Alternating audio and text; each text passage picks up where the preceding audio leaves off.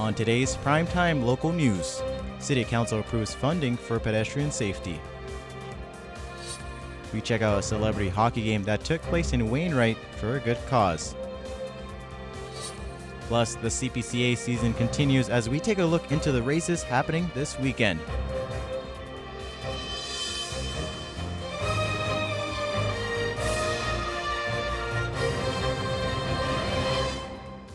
Primetime local news, serving the Lakeland and Midwest regions. Lloydminster City Council approved pedestrian safety funding of the amount of $20,379, with over $14,000 coming from a grant funded by the Saskatchewan Provincial Traffic Safety Fund. For Council, ensuring further pedestrian safety is important and it is a fulfillment of a promise made to the community. Having the ability to get the pedestrian safety grant so that we can use it to make some crossings safer in the city, I think is great, and it's a great use of our photo radar dollars because we're doing exactly what we said we would do with it, which is use it for our 4 priorities that make the city safer.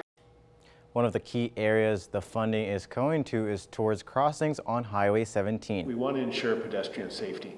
You need to be able to cross 17 Highway, and that's one of the proposals to ensure there's another place where pedestrians are identified. It makes it easier for motorists to see that they're needing to cross rather than waiting till someone finally stops on one side but may not stop on the other side. For some members of Council, being able to approve the funding for increased pedestrian safety on some of the crossings on Highway 17 has personal meaning.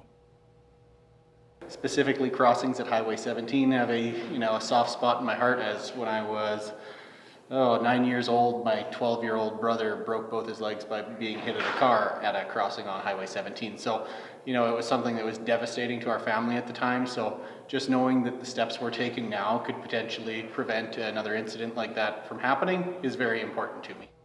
The CPCA tour is now back to normal events with the next event at Little Pine, Saskatchewan starting on Friday. Our Thomas Wildman has more.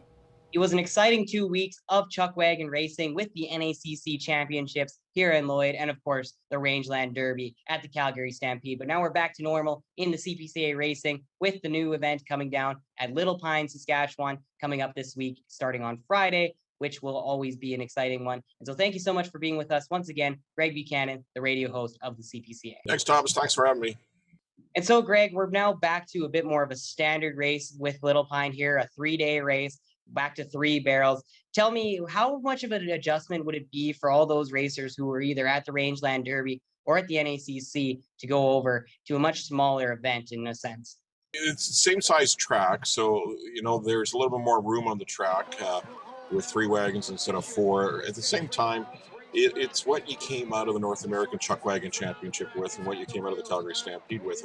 And I say that because it's tasking on everybody. It's tasking on the drivers, the barn crew, and it's also tasking on the horses. So you come out of that and you might have a couple of horses that need maybe even this weekend off.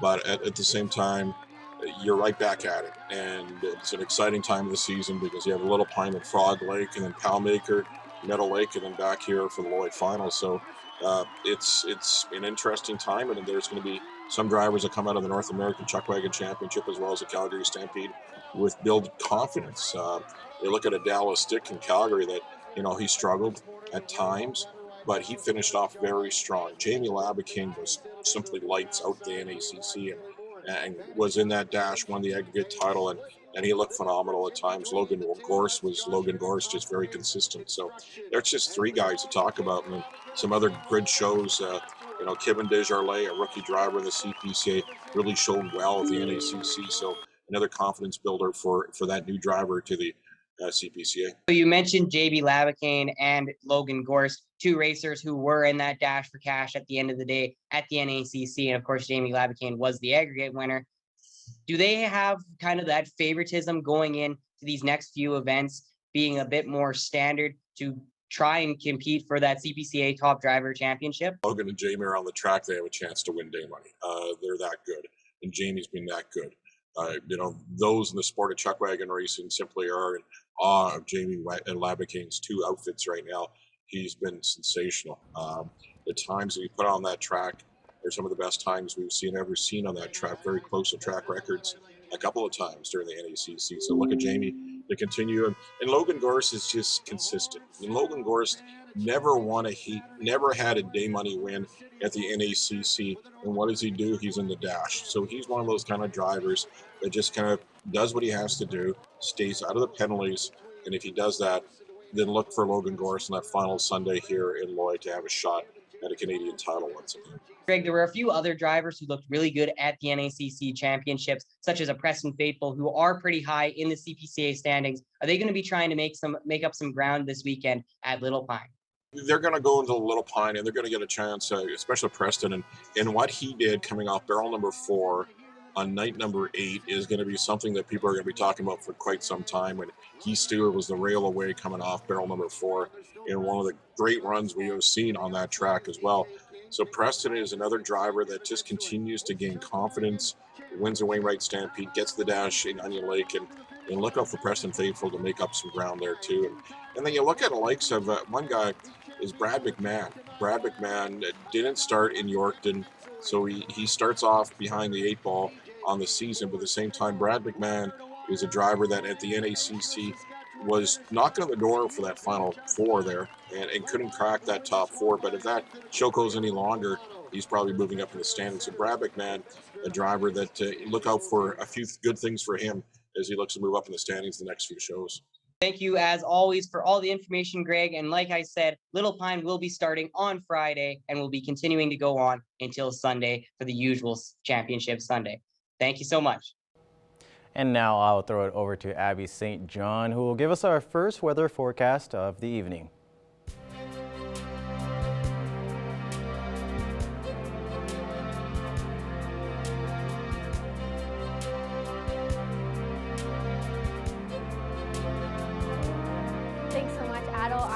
Filling in for Shelby today and tomorrow, but that doesn't change anything. I'm here to give your weather forecast. It's currently 26 here in the border city. It's been a fantastic day today. Very sunny, very warm, a little bit of cloud, but a little bit of a breeze. But I'm definitely not complaining for a little bit of wind coming in at 32 kilometers per hour. The humidity is a little bit high, a little 32%, but it hasn't been too bad for the past couple of days. We've been pretty lucky the past few days with some good weather with a little bit of rain here and there, but that has never hurt anybody. Right now across Alberta, we're sitting at 24 in Marwayne, 26 in most of the province. Provost, Wainwright, Vermilion, Vegreville, and out in Edmonton and Bonnyville and Cold Lake, 23 in St. Paul and 25 up in Lac La Biche. And then on the Saskatchewan side, 23 up in Isle Cross, 26 in Green Lake, Pierceland, Meadow Lake, down in North Battleford and in Macklin, 25 in Maidstone, and in St. Walburg. So we're all sitting fairly warm this evening, which is always nice to have for this summer. Out in North Battleford, a little bit more in depth, 26 right now, perfectly sunny. Overnight, they're going to have a little bit of cloud coverage sitting at 12 degrees with a little tiny bit of wind coming in from the west-northwest. And then tomorrow, a bit of mix of sun and cloud, which we kind of seen today with sitting at 24 with the winds a little bit higher, coming in at 17 from the northwest. Out in Cold Lake, 26 currently sitting at with winds coming in at 26 kilometers per hour. Overnight, a little less cloud coverage than in North Battleford, and it will be at 14 with winds slowing down from what they are right now, coming in at 13. And then tomorrow, unfortunately, there will be some rain out in Cold Lake with cloud, and it will be at 20 degrees, so not too cold. And winds coming in at 20 kilometers per hour. Here in Lloydminster, 26 right now. Tonight we are expected to see some showers as we've seen over the past couple of nights. 13 degrees is what our overnight temperature will be, with winds picking up or slowing down rather at 13 kilometers per hour. And then tomorrow, mix of sun and clouds similar to what we saw today, with 21 as our high and winds picking up again at 20 kilometers per hour. And now for the next 3 days here in Lloydminster. Tomorrow we're sitting at a high of 21 with a low of 13. And on Saturday to start your weekend off, again a mix of sun and cloud with a high of 21 and a low of 9 with wind coming in at 10 kilometers per hour. And then on Sunday, a little bit more cloud coverage than on Friday and Saturday, with a high of 25 and a low of 11. So definitely take advantage of the warm weekend this weekend. Go out, enjoy the sun, enjoy the day, go out to Bud Miller, whatever you decide. I hope it's a good one. That is a look at your first weather forecast. We'll have more news after the break.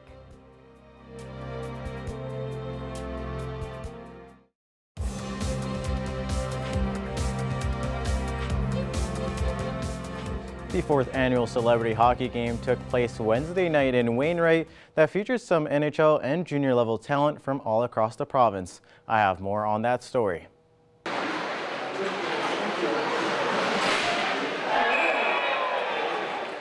It was a game where thousands of fans were in attendance for at the Peace Memorial Multiplex in Wainwright Wednesday night.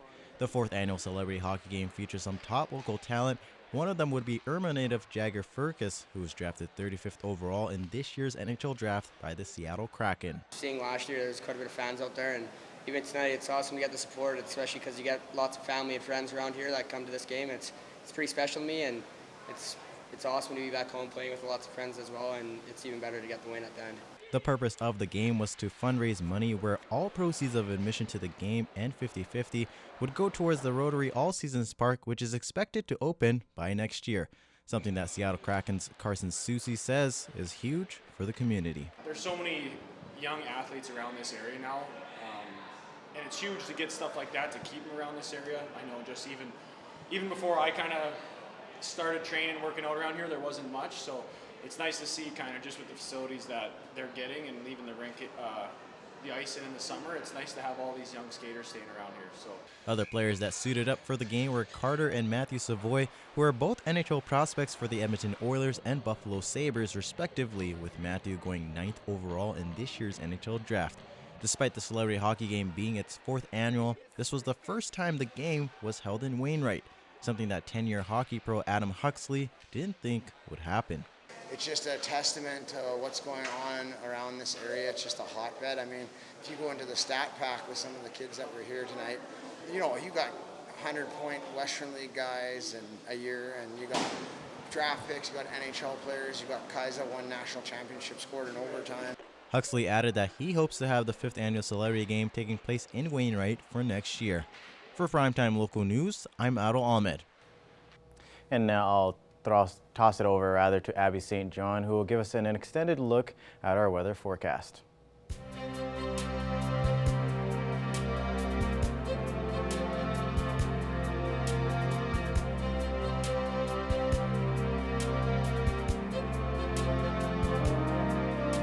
Thank you, Adel. Taking a look at a little bit more in depth of your weather forecast. It's still currently 26 here in Lloydminster and in most of the Alberta region in Cold Lake, Edmonton, Athabasca, and then 25 out in Red Deer and Whitecourt, 27 in Edson and Jasper. So they're a little bit warmer than we are, but we still are seeing those very nice, very high 20 temperatures, which is always great to see in the summer. 26 out in Meadow Lake and in North Battleford, 25 in Prince Albert and in Melfort, and 28 out in Saskatoon. So they're winning in the heat date today.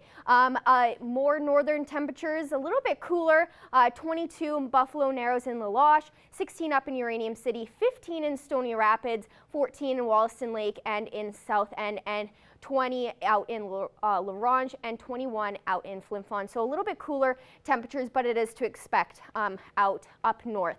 12 out in High Level, so they're seeing the coolest temperature currently, 17 in Fort Chipewyan, 23 in Fort McMurray and down in Grand Prairie. Slave Lake is sitting at 22, and Peace River is sitting at 20. Right now down south, a little bit warmer, Medicine Hat and Lethbridge are in the 30s at 31, 28 in Calgary, 27 in Banff, and 26 in Coronation. So they're around the same temperature as we are, but maybe a little bit warmer in some other regions. On the Saskatchewan side, 27 in Kindersley, 28 in Swift Current, 29 in Moose Jaw, 27 also out in Regina, and then 25 out in Yorkton and in Estevan. Now overnight, across the region. Meadow Lake is sitting at 12 degrees with a bit of cloud coverage, a lot of cloud coverage for most of the region, and we're going to see some rainfall in places like Isla Cross, Unity, and Murnum. Isla Cross sitting at 13 tonight, as well as Pearceland, Paradise Hill, and Murnum. 14 out in Bonnyville, 12 in Unity, 11 in Provost, and 15 in Wainwright. We're going to be seeing some cloud coverage here and there, a little bit clear in Paradise Hill and Pearceland, but definitely a little bit more cloud coverage, and we do certainly cool off, but not too bad. Now taking a look at the next 7 days here in Lloydminster, as I said earlier, 21 for your daytime high tomorrow with a mix of sun and cloud, similar to what we saw today with a low of 13. And then your weekend is looking very nice and sunny. 21 on Saturday with a mix of sun and cloud, 25 on Sunday, a little bit more heavier cloud coverage. Also on Monday with that cloud coverage as well, a little bit cooler, sitting at a high of 20. More cloud coverage on Tuesday, sitting at a high of 23, and then we get real sunny on Wednesday, sitting at the high of 25, and then the warmest for the whole week, 28 on Thursday with just a little bit of cloud coverage. So there's no real chances of rain as of yet, but there is still that possibility around Sunday or Monday that we could see some rainfall throughout the day or closer into the evening, as we've been seeing. We're right around our averages for this time of year, with the average around it being 24 and a low of 11. So we're having a normal summer so far, which has been good, with a little bit of mix of sun and a little bit of rain. But that is all for right now. We'll have more news after the break.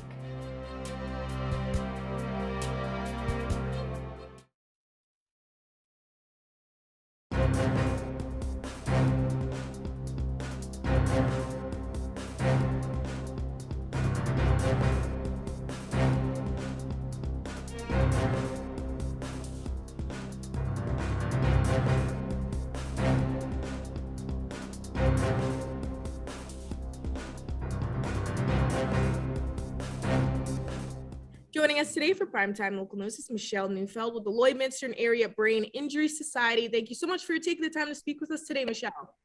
Yeah, thanks for having us. Thank you.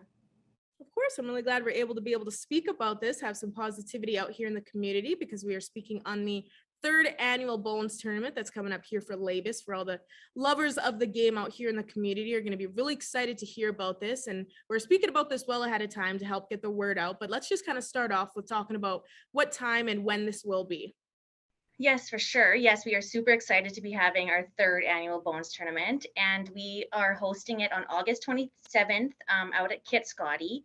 We're going to be on the ball diamonds again. So we had it out there last year and it was a riot. So we decided to try it again.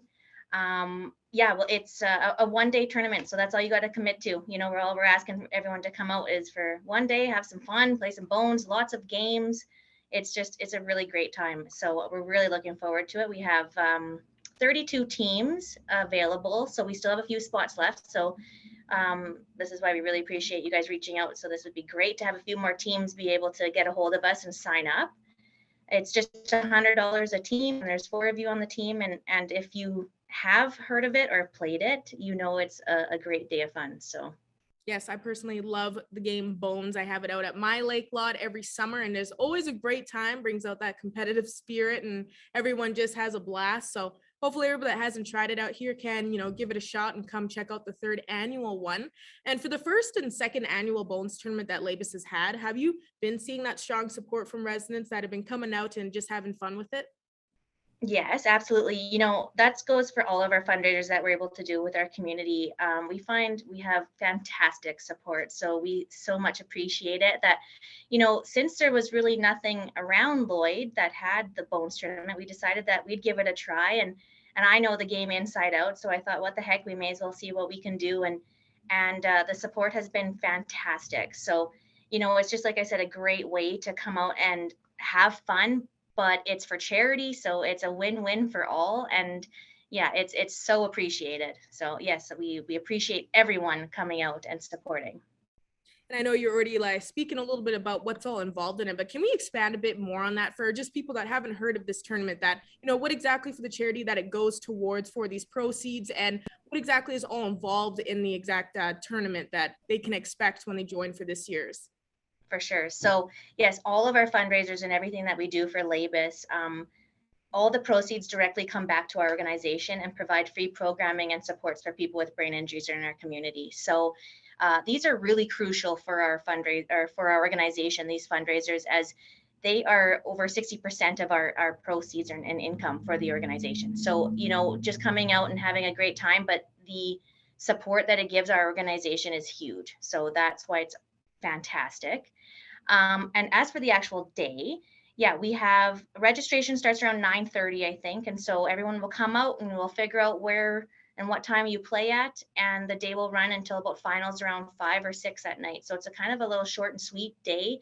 But we have last year we had people playing up to 5 games, if not more. So I mean, you're constantly playing, which is lots of fun, and that's the whole reason why we want you there, is just to have come out and play the most games that you can. So even for people that are interested and don't have a team, give us a call, because maybe we can even make you teams and fill you into spots, because it's such a good community feeling game that it doesn't really matter if it's a great way to meet people that way too, and just play on different teams and hop on. So just give us a shout then too, and hopefully we can figure something out for you guys. Oh, perfect. And it definitely brings out that good competitive spirit for everybody out there too. So it sounds like it's a great time. And for people that are interested and they haven't tried it out before, where can they go online to find more information on just registering and just setting up, and who they can call, you know, like you were saying, to maybe set up a team in case? Yeah, for sure. You can find us really on our Facebook page the most. So it's just if you Google Labus Lloydminster and Area Brain Injury Society, it'll come up.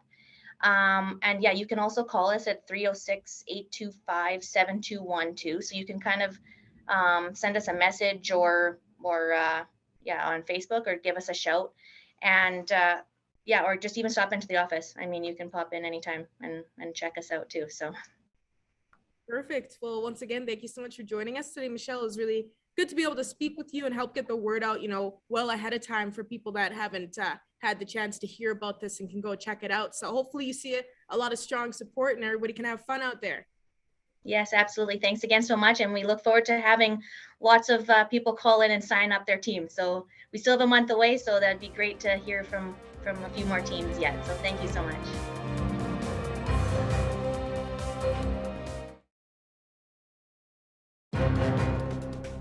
Furniture set and design supplied by Furniture Gallery and Furniture House, downtown Lloydminster.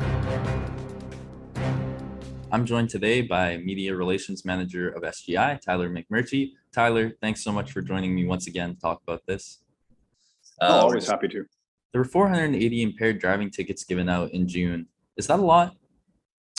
So the 482 impaired driving offenses, it's a bit higher than normal. It's not outside of the range that we see, but you know, it's maybe a little higher than average. We of course think that any level of impaired driving is unacceptable, and we don't want to see anybody driving impaired. We don't want to see anybody getting caught driving impaired, because as we pointed out in our news release, the many consequences of an impaired driving offense can absolutely wreck your summer, and nobody wants that. Is summer playing a role in the number of tickets? It very well might be. I think you know, in any given month, the police across Saskatchewan are very strongly focused on enforcing impaired driving, and this number might also have been a reflection of, you know, just some of the enforcement activity that's taking place, not necessarily more actual impaired driving taking place, but just police catching more of it. So that is probably playing into that as well. How does the amount of tickets given out this June compare to previous Junes? Sure. If we look at the last 3 Junes over the last 3 years, 2019, 2020, and 2021, this is the highest of those. But it's pretty much in line with what we saw last June. And of course, in 2020, numbers were down a little bit, I think, across the board of traffic violations as more people were staying at home. But it was a little bit higher than what we saw last year. So that's something that drivers and should be aware of. You know, police are catching impaired drivers at a very substantial rate, and the consequences of an impaired driving, either a criminal code charge or even an administrative license suspension, are quite significant. You know, you get your license suspended immediately, your vehicle impounded at roadside, depending on whether it's a criminal charge. Those suspensions and impoundments are longer term, and then you'll have to deal with the court proceedings and the outcomes of that charge, which can have very substantial fines and other financial penalties and costs, as well as requirements for ignition interlock, and the list goes on and on. So these are absolutely consequences that I don't think anybody wants to deal with. It's absolutely not worth getting behind the wheel when you were impaired by alcohol or drugs. So with more people being out now because it's summertime, what kind of strategies are you guys employing to make sure that this issue is taken care of? Sure, we're absolutely seeing things kind of returning to normal. So our pre-pandemic levels of activity, which of course result in the numbers of traffic violations, reflecting that as well. As far as driving down the numbers and the strategies that we're using, I mean, it's going to be a combination of things.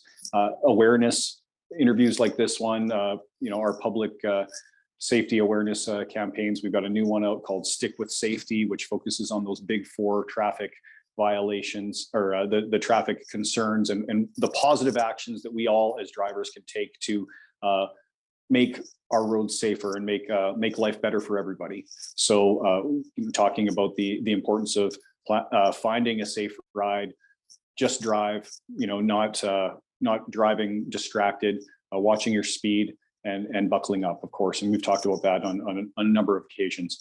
The other things that we're doing to I think drive down those numbers is continuing to work with law enforcement.